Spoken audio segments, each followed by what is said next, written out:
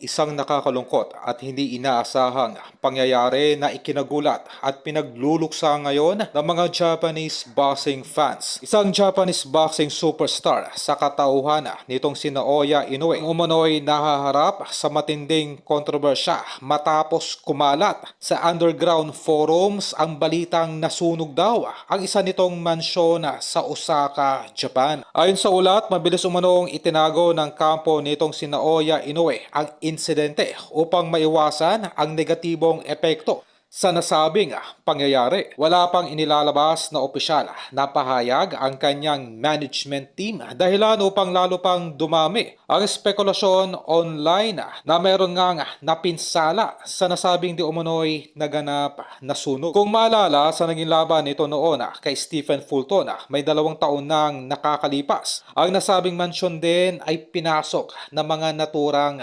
magnanakaw. At isa lamang ito sa mga kalbaryong kinarap ngayon ng The Monster. Mas lalong umuugong ngayon ang usap-usapan matapos lumabas ang balita na lumalala muli ang dati nitong injury sa kanang mata.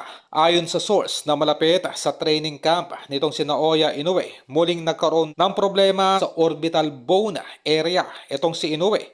Matapos ang naging mega fight ito sa Japan kontra Nakatani, may 3 linggo nang nakakalipas. Bagamat walang medical confirmation na obviously ay tinatago ng mga doktor nitong si Inoue.